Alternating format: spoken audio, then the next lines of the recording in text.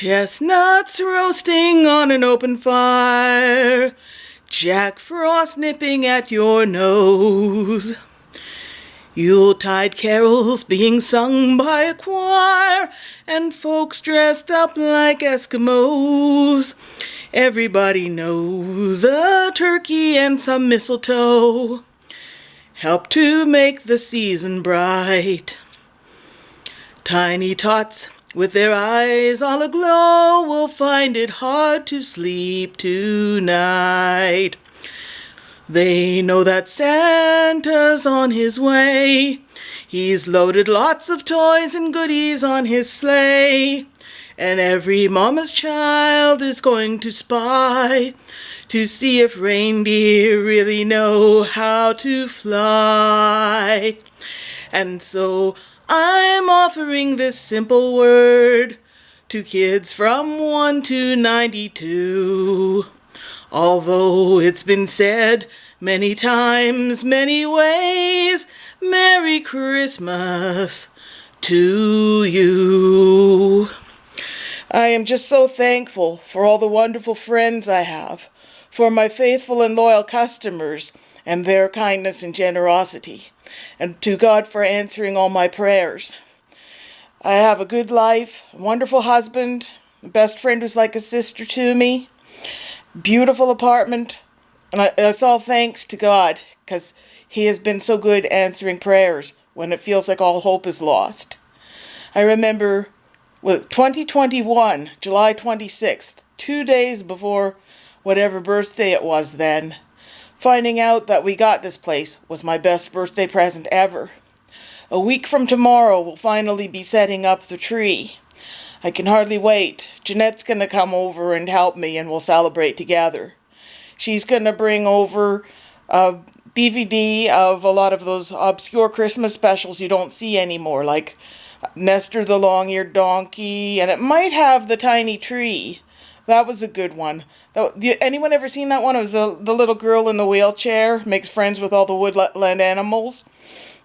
And towards the end, there were always songs being cut off to make more commercials. Because I think it used to be originally an hour long, and then they cut it down to half an hour. And one of my favorite songs from that show was, "If you have a little secret and you don't think it can last, simply tell it to a turtle and it won't get around very fast.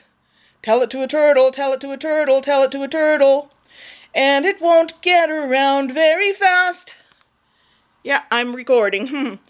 As you can see, I got Waddle here. We're both wearing our Santa hats. Sometimes I think I'd like to make him a little vest that says Therapy Duck. But you know how hard it is making clothes for a pear-shaped creature with floppy limbs. I made him a Hawaiian shirt at long last after all these years, because he's always wanted one. I made one for his Myrtle Beach trip, but no matter what I did, it was always too big. I kept taking it in, and finally I just said screw it, and I let him have it as it was at the time, even though it was still too big. And of course, when I had him in my backpack, he threw it off, and his wife Weedu was there with him too. I think she's somewhere hiding in my room. She threw off her dress. Oh well, nothing like a beach vacation to put a couple in a romantic mood, eh? Anyway, what else is new? I think I told you the story about the snowman last time. I was walking to work, I found a straw hat on the sidewalk, I saw a snowman, casually tossed the hat towards it, landed there perfectly, without me even aiming, and of course no one was around to see it happen. And this morning I was telling Dave about the time I used to ride my bike to work when I lived in Lindsay, and I spoiled the ducks. I know you're not supposed to feed them bread anymore, but I used to always have a crust for them, and there they'd be waiting for the bridge, looking at me expectantly. And then there was one morning I had at least half a bag of leftover movie popcorn, and I ended up with a whole lap full of fuzzy little baby ducks. They were so cute. I was sitting on the ground cross-legged wearing shorts, and their little wet feet tickled my legs, and I wish someone had been around with a camera. I've had so many of those moments in my life where I wish they'd been caught on camera, but at least they make great stories. Like the time my parents and I were at Beth and Jamie's across the street when my parents had their house in Bobcaygeon, and Beth and Jamie bought, Jamie is my aunt's brother. They bought my aunt's old house, which used to be the cottage, but it was moved up the road across from where our old house is, or used to be. And my aunt had a regular house built on the property, but that's another story. I'm going off on a tangent as usual. Anyway, we're sitting around the campfire by Jamie's place, and my dad had one of those go-go glasses with vodka and orange juice, and we didn't know it, but he was on the edge of a ditch, hidden by some tall grass. All of a sudden, he tipped over backwards and disappeared, and all you could see was his hand reaching out of the ditch holding up his drink. He didn't spill a drop. That was funny. Anyway, like I said, I am very thankful for my customers. I am almost finished my latest square for Royal Summit's quilt, and I've already traced out a whole... I'm going to put Waddle down so he doesn't fall. Don't drink my coffee, okay? And